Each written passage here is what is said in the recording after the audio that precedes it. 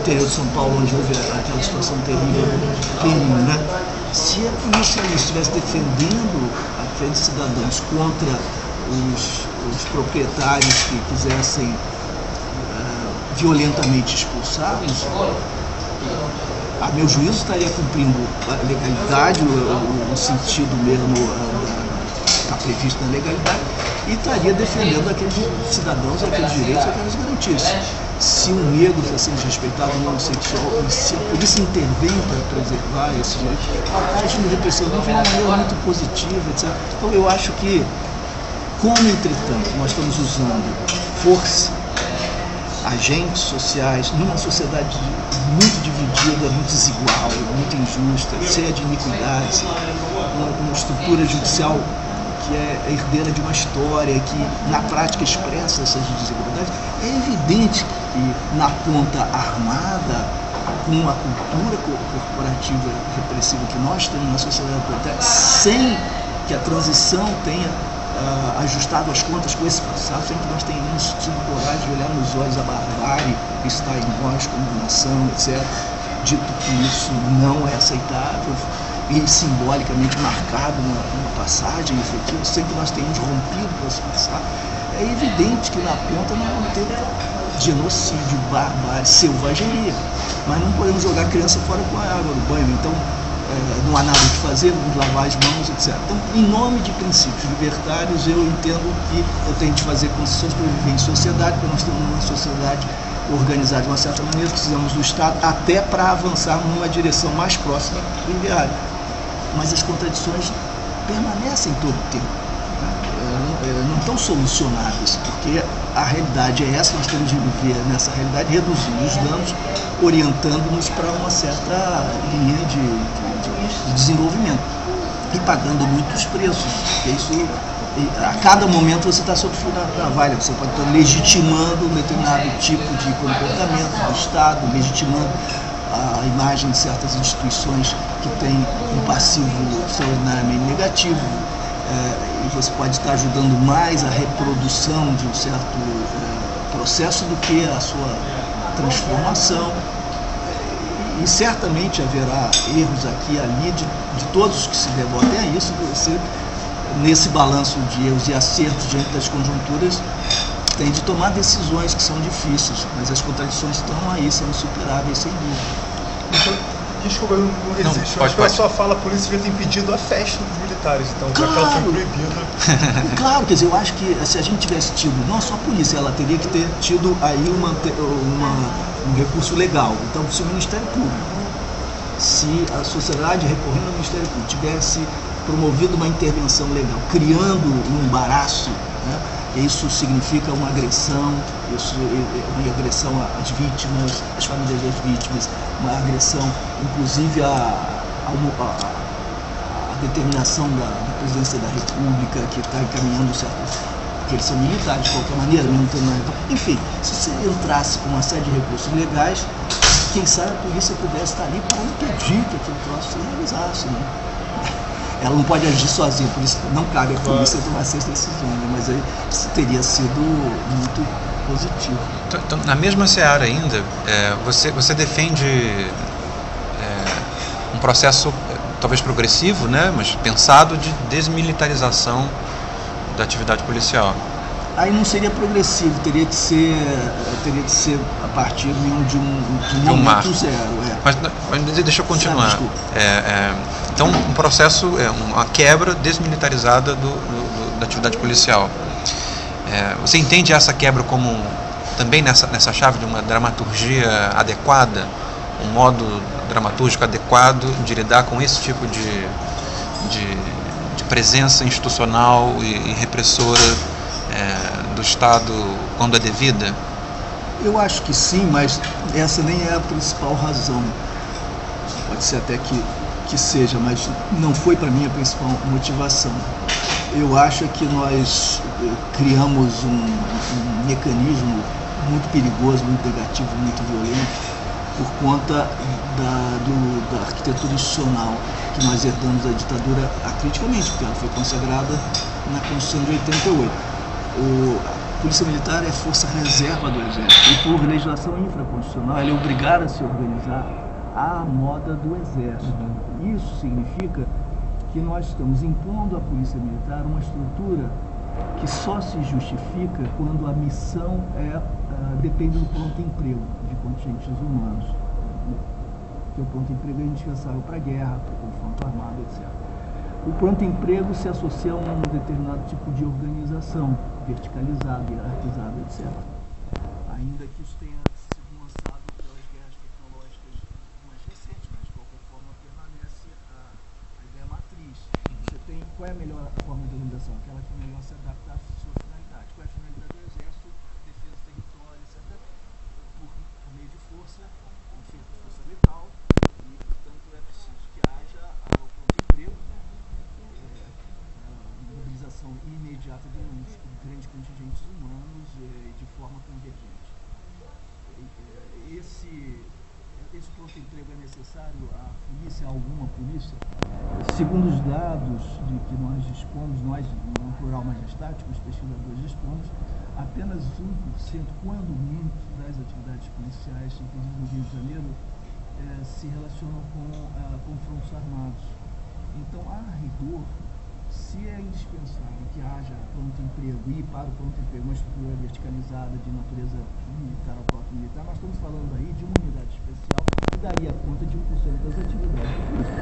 Nós não podemos organizar uma instituição para que 99% das suas ocupações, das suas atividades se submetam à lógica ditada pela necessidade que derivam das funções de 1%, das atividades que não passam de 1%. Né? Não faz sentido nenhum. Uma questão de utilidade, né?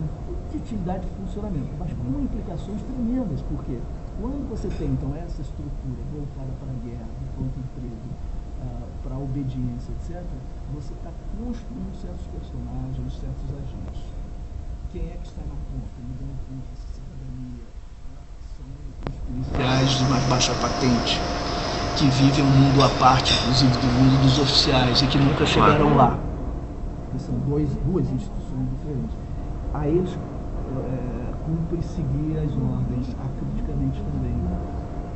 E eles são educados para, enfim, defender a sociedade usando a força, eventualmente fazer a guerra e matar quando necessário. Eles são formados com uma certa cultura que também é herança não apenas do tempo da ditadura, porque a ditadura não inventou a repressão policial contra os povos negros, apenas a qualificou. Então eles são herdeiros dessa pior tradição brasileira que a ditadura apenas intensificou. Né? E essa estrutura serve para manter essa cultura. A loja recepciona muito bem esses valores. Eles se sentem de fato guerreiros, se pensa como militares guerreiros que vão à guerra, que estão enfrentando inimigos, etc. E os inimigos têm cor, têm classe, têm rede social, têm endereço, etc, etc. Tudo se ajusta mais facilmente. Se você tivesse polícia entendida como eu entendo, outros tantos entendem, então o que é o policial na ponta? Alguém que vai interagir com os cidadãos, entender quais são os problemas mais graves naquela região, naquela rua, naquele território, o que ameaça, o que é prioritário, que é a vida, o que ameaça também a dignidade pessoal, e de que maneira ele ou ela pode agir para prevenir esses problemas, pensando também nos efeitos perversos eventualmente derivados de sua intervenção. Como é que ele pode mobilizar outros setores da prefeitura, do governo do estado, ou das associações, das entidades locais para evitar os problemas. Então é alguém que diagnostica com a comunidade, que pensa, que se antecipa e que é mediador, que é um articulador, um gestor ali intersetorial, digamos assim, de políticas públicas. Às vezes você precisa ocupar uma área degradada, uma praça abandonada, com cultura, com criação, com a presença da coletividade, com o que for, para o lazer. Isso é bom para a coletividade, todo mundo quer esse espaço. Então, ótimo. O que eu posso fazer para ajudar que isso aconteça? Pedir à prefeitura, juntar empresários para facilitar. E essa é uma maneira de você evitar que os problemas que estão acontecendo ali, por exemplo, os estupros que sempre acontecem ali, continuam acontecendo. Isso é muito mais eficiente, né, e mais inteligente, traz mais benefício para todos. Então, essa avaliação que a própria comunidade vai fazendo, né, pensando coletivamente, pode instrumentalizar o policial ali na ponta. Esse policial, eu conheci muitos assim.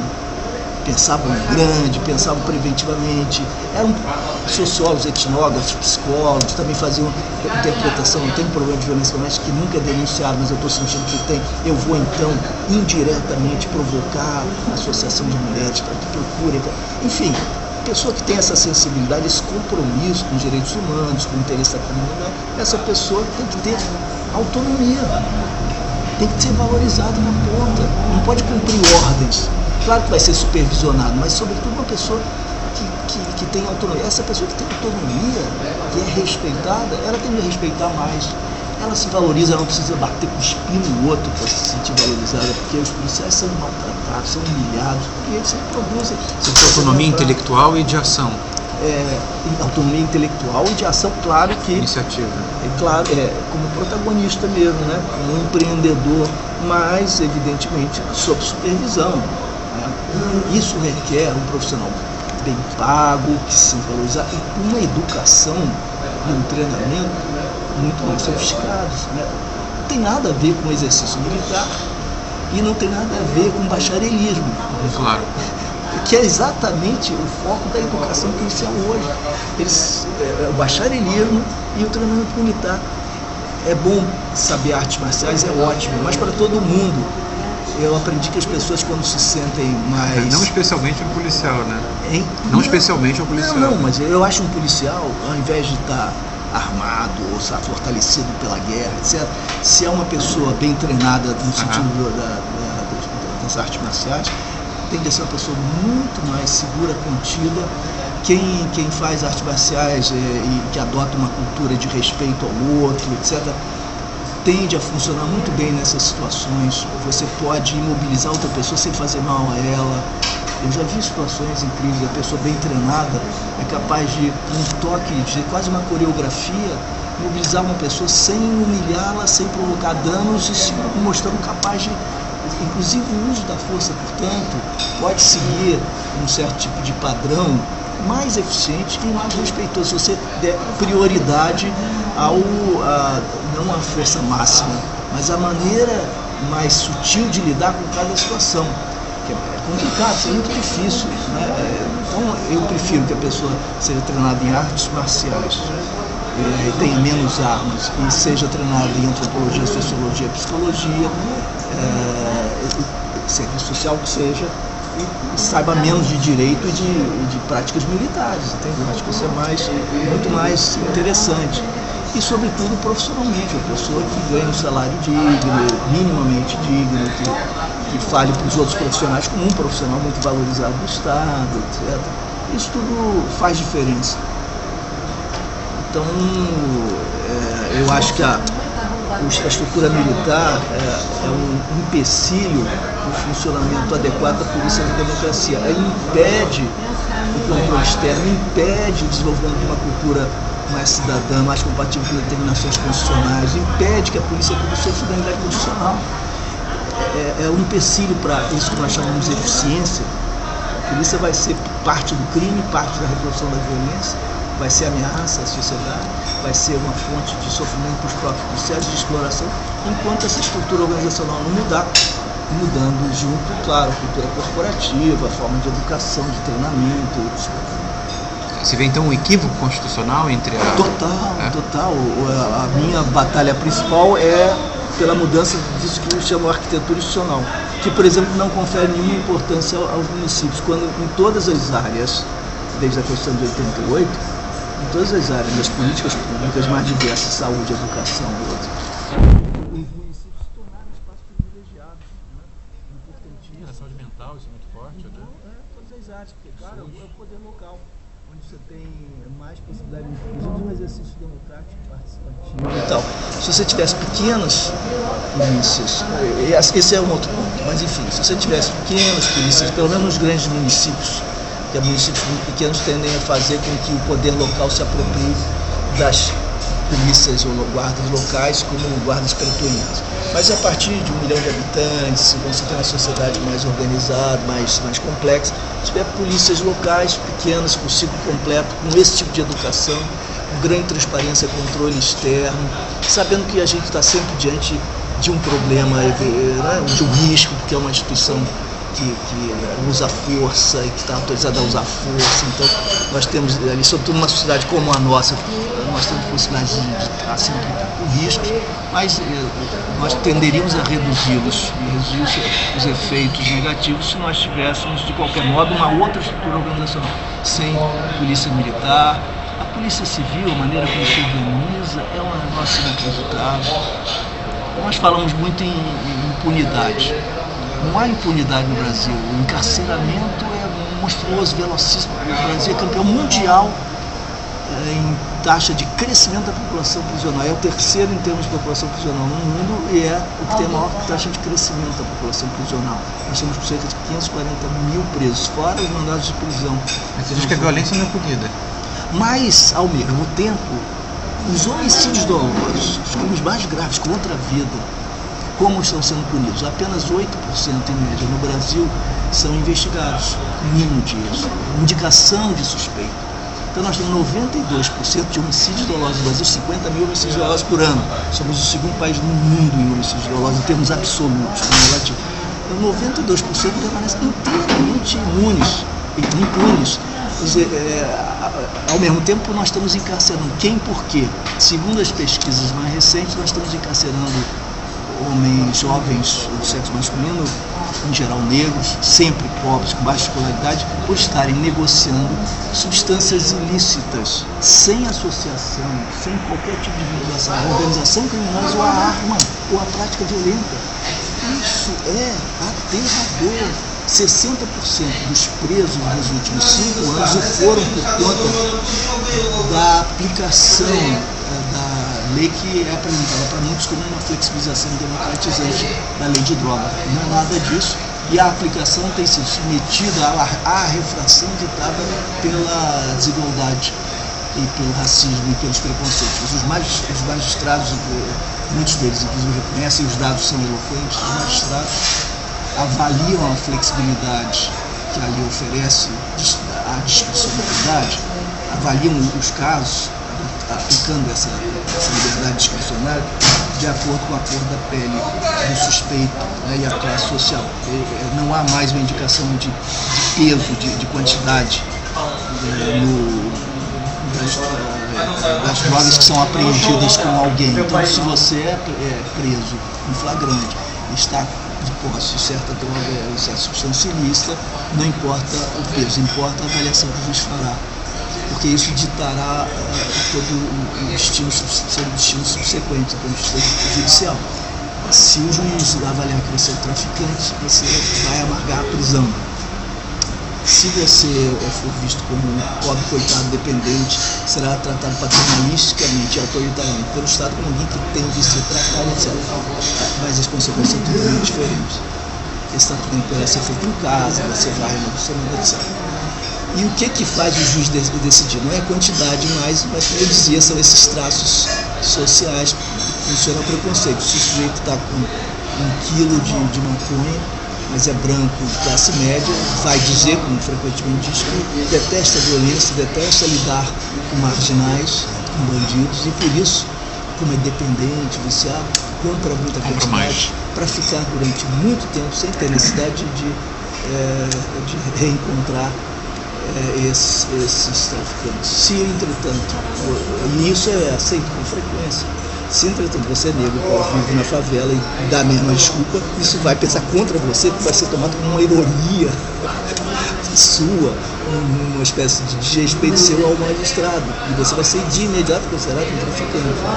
O fato é que 60% dos presos nos últimos 5 anos foram por negociarem drogas ilícitas sem arma e sem associação com grupos criminosos. Isso é monstruoso, e seja pela iniquidade que isso aconteça, a criminalização da pobreza, isso significa de fato a criação também de destinos mais ou menos pré-orientados. Você Você está empurrando essa pessoa para que situação? Ela já tinha dificuldade, vai sair com esse estigma de ex-preso. Se já não encontrava facilidade, evidentemente agora alternativas existem, não são boas, diante de um quadro que reduziu para elas as opções. Né? É uma situação, em todos os sentidos, absurda. E não está sendo discutida. Você comenta sobre essa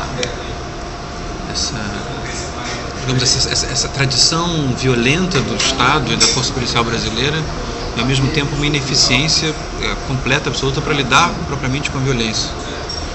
Às vezes eu penso que, nos seus argumentos, que talvez se indique um certo dado estrutural, de que uma instituição violenta se torna, por necessidade, incapaz de lidar com esse traço maior do seu vício, que é a violência.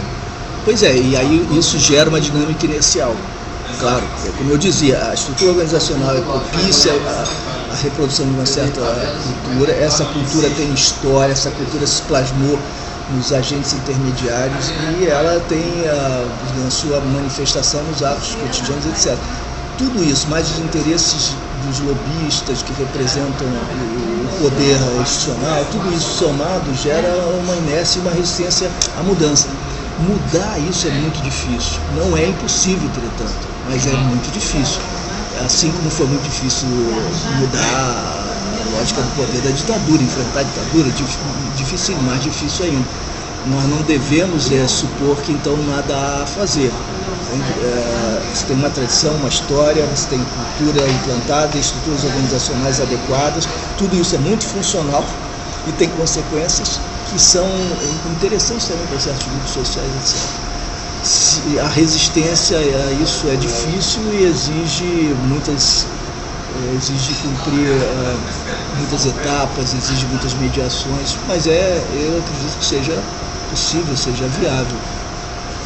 Você precisa até um plano, né? Você tem um plano que envolve, enfim, a ideia do perdão, da revitalização, que você coloca no final do... Isso não seria... Eu tenho eu e amigos, temos planos para redesenhar a arquitetura institucional, temos planos onde planos se apliquem, etc. Nisso que você menciona, que talvez seja até mais importante, não há plano possível. Eu acho que aí nós estamos ainda numa etapa muito preliminar de questionamento de pressupostos para começar a explorar outras possibilidades, de criar uma opinião pública, pelo menos uma opinião profissional entre os operadores do direito, crítica, apontando alternativas. Isso vai ser um trabalho coletivo, quase civilizatório. Nós estamos muito distantes disso. O que eu acho é que é tão óbvia a vantagem de uma outra organização, a Justiça Criminal, que eventualmente ela se imponha por um processo de disputa política, etc. Há muitos juízes que concordam nisso, eu não estou descobrindo a pólvora, mas isso não foi ainda vocalizado, então talvez eu esteja ajudando a vocalizar. Isso tem estado presente na justiça restaurativa, a qual, entretanto, se aplica apenas aos casos menos graves, relativos à Lei 99, dos crimes de pequeno potencial ofensivo, etc. Não se está falando para casos graves e que envolvam violência, etc. Então, o que eu estou dizendo é, número 1, claro, justiça não é igual a punição. Número 2, punição tampouco é igual à privação de liberdade. Porque o fato de que a privação de liberdade seja superior, do ponto de vista dos nossos valores, à tortura pública a aplicação de sentenças de morte, etc., como ocorria antes, não significa que nós estamos no fim da história, que não há mais nada a fazer ou que isso seja suficiente. Nós estamos diante da barbárie, nós estamos diante da selvageria do Estado, nós estamos diante de violências que deveriam ser vistas como inaceitáveis. Temos alternativas hoje? Eu acho que nós ainda não temos, como sociedade organizada, uma alternativa global para os casos que envolvem muita violência. Mas a própria ideia de privação de liberdade só poderia ser hoje aceita em caso extremo, quando você está lidando com alguém que agem com muita violência e que tem que ser afastado até em defesa daqueles que estão se sentindo ameaçados. Torturador, por exemplo. Sim. Punir já é um começo, né? Como? Punir o que não é punido já é um começo, né? Sim, claro. Mas acho uma chave melhor nisso, que é o que você fala da vocalização da questão. Porque de alguma forma, para discutir, para ter uma ciência da política de fato, tem que botar qual é a questão que está em jogo. A gente está falando, quando você fala de grande violência, um ponto que você toca no seu livro também, você está falando de sofrimento, de dor, de questões que parecem distantes do que é objetivo na política pública. Mas seria justo o contrário. Esse é o cerne da questão. Então, de alguma forma, vocalizar isso. Talvez mais do que isso, a ponte para toda essa discussão como a Comissão da Verdade, como para usar as palavras de César, um local institucional onde se fale das próprias instituições. Então, só esse espaço existir já é a possibilidade de que crie um ambiente favorável para que possa servir de um plano, de fato, de política pública transformadora. Eu acho que sim. Então, o exemplo que eu dou no livro, nessa linha, eu acho que é bastante crível e persuasivo. Nós temos de 2003 a 2010, o dado de 2011 eu ainda não tenho, mas de 2003 a 2010, 8.708 mortes provocadas por ações policiais no estado do Rio de Janeiro.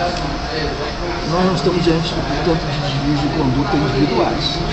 São 1.000 por ano.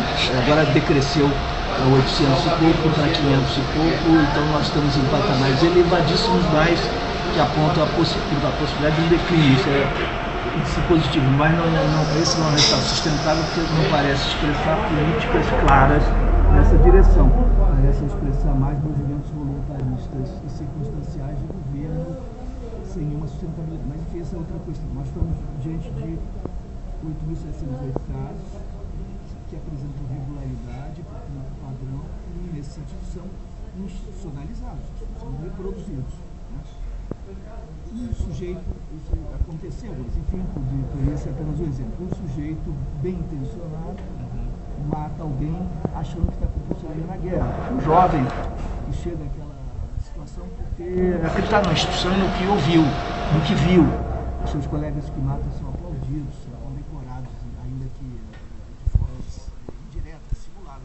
As operações explicitamente essa finalidade, as formas de organização tática estão orientadas nesse sentido. Os comandantes são muito claros na exigência do procedimento. Enfim, o protocolo impõe esse tipo de comportamento. Essa pessoa faz o que seus colegas faziam, esperando contato com o seu aplauso, seu reconhecimento, arriscando sua vida, com toda a convicção. Um dia, essa pessoa é identificada, alguém filma a ação, e aquilo que parecia aí num ato de guerra honroso é apresentado como um crime absurdo, né? A execução da extrajudicial. E ele é conduzido para o tribunal e tem que ser julgado. O que eu pergunto é o seguinte: nós estaríamos satisfeitos enquanto sociedade com a punição dessa pessoa, punição severa dessa pessoa? Isso me parece um absurdo total. Não a punição, o indivíduo tem que assumir sua responsabilidade, certo? Mas é só isso. E a instituição que está patrocinando a reprodução dessa prática? Né? E o governo que autoriza, que estimula a preservação dessa dinâmica. Eu acho que já que nós temos uma experiência nos táticos, nos termos de ajuste de conduta, o Ministério Público aplica com bastante prodigalidade, nós poderíamos imaginar uma situação não muito distante no tempo, encontrasse abrigo legal para que o juiz convocasse o governador do Estado, convocasse o comandante hospital, o secretário de segurança, e dissesse o seguinte: olha, vocês são corresponsáveis. Então, não se trata de levar vocês para a cadeia, mas vocês têm de apresentar uma análise bastante objetiva das razões pelas quais isso se tornou institucionalizado e um plano urgente e emergencial de reversão desses fatores, intervenção sobre cada um deles, inclusive indicando meios pelos quais a sociedade possa acompanhar a aplicação desse meio de compromisso, e vocês têm, então, 3 anos, o que seja, para reverter esse quadro sob preço de tal aplicação. E essa pessoa condenada vai cumprir alguma pena, tem que se responsabilizar, etc. Ela vai fazer parte também desse esforço de transformação, vai ser colocado a fazer, cumprir também esse papel.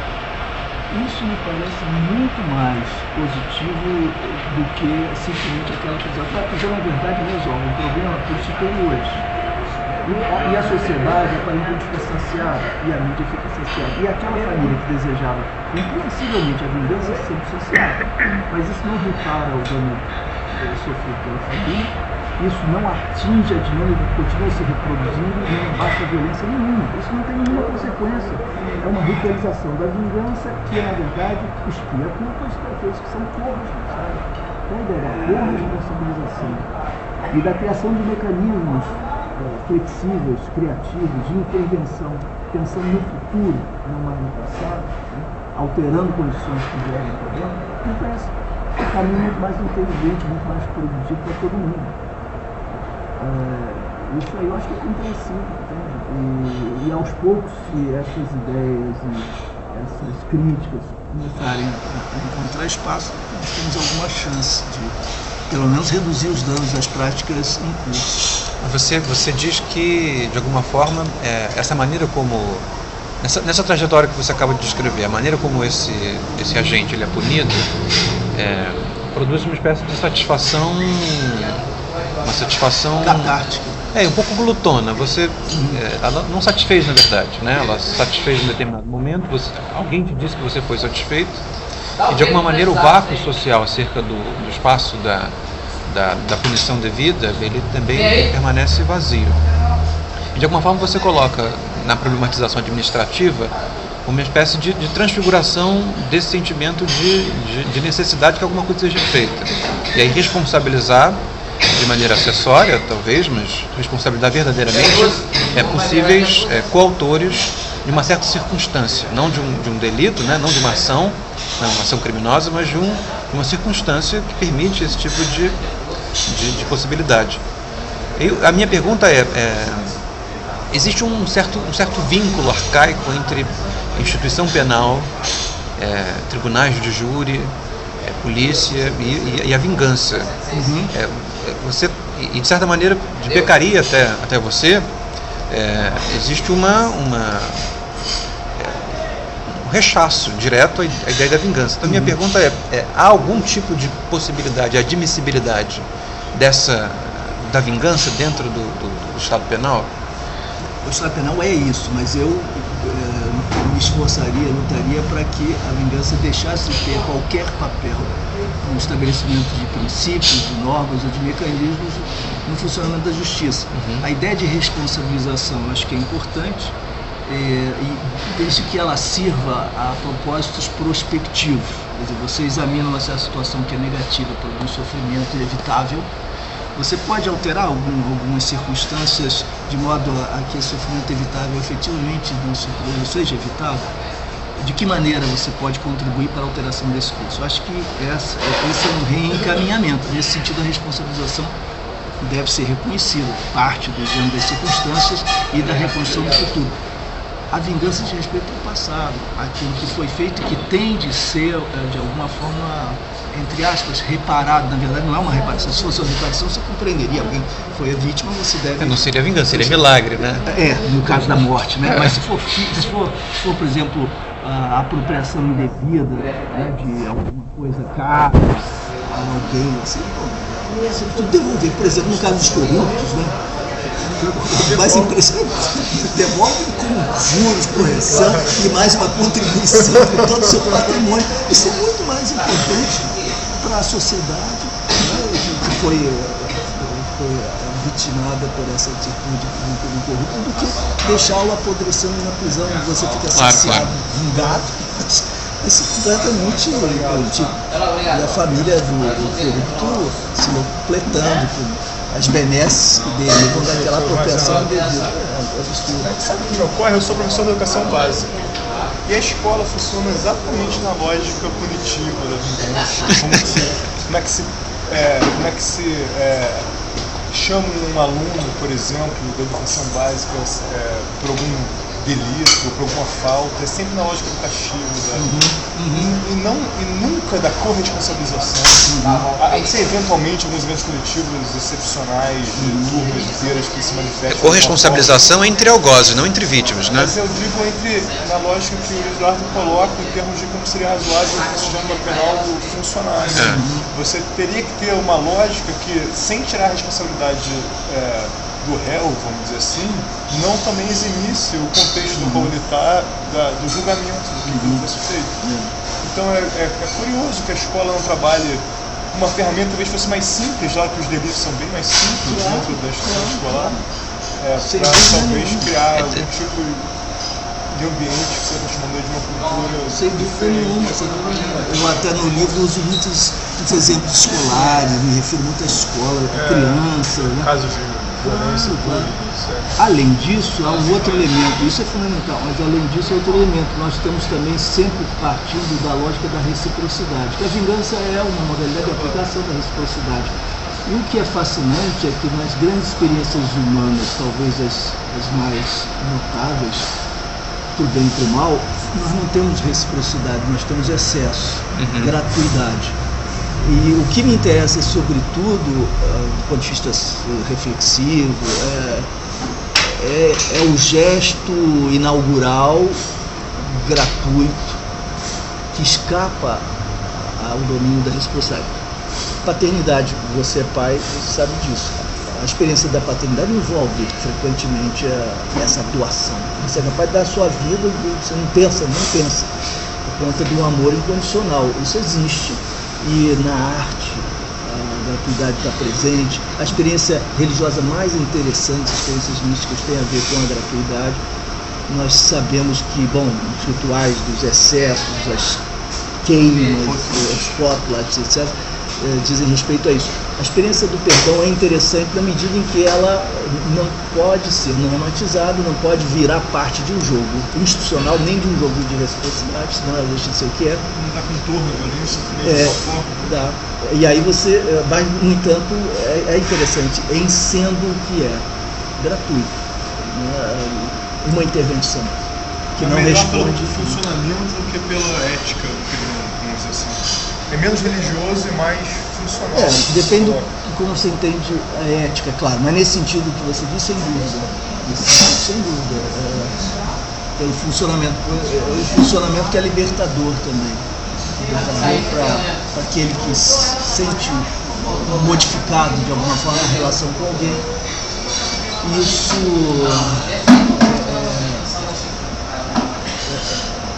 cria uma nova ambiência interna, te faz sentir mais forte, mais capaz de não seguir a força de gravidade da vingança e do retorno, né? Rompe o princípio que é subjacente ao mercado completamente, não tem troca nenhuma ali. E tem de ser minoritário e excepcional, porque senão passa a ser de novo funcional e momento de uma lógica de troca, etc. A lógica de troca vai existir, é o que rege a experiência humana, segundo os estudos da antropologia da sociologia. A reciprocidade, evidentemente, está sempre presente, mas ela não dá conta de tudo. Há essas brechas, esses poros, essas intervenções. De quem decidiria o perdão numa lógica dessa? O juiz? Não, isso não pode ser institucionalizado. Não pode ser institucionalizado. A não ser em casos específicos objeto de um acordo, mas aí é um perdão no sentido da anistia, tem outro significado. Do ponto de vista humano individual, é um exercício muito interessante de romper o impulso, entre aspas, natural nosso à reciprocidade, nesse caso à vingança. Né? Entendi. É uma experiência humana interessante. E eu uso no livro como uma referência, não como uma sugestão. Né? Eu não posso sugerir a ninguém que perdoe, porque, aí é outra. Eu posso até sugerir, mas não no sentido de certo não pode sinalizar, né? Você vai na figura do juiz, de fato, volta uma lógica, como talvez fossem os tribunais estabilistas, né? Que cabe ao grande perdoar ou não. Perdão ao que confessa. E também no âmbito político, o máximo que a política pode fazer, ela não pode obrigar o perdão, ela pode no máximo criar circunstâncias favoráveis ao perdão. Assim apareça. Exatamente. Luiz Eduardo, muito obrigado pela entrevista que você nos concedeu, essa 1h40 de conversa. 1h40. Acho que foi muito aprazível para todos. Muito obrigado. Vou encerrar agora os nossos trabalhos. Ótimo, muito obrigado a vocês.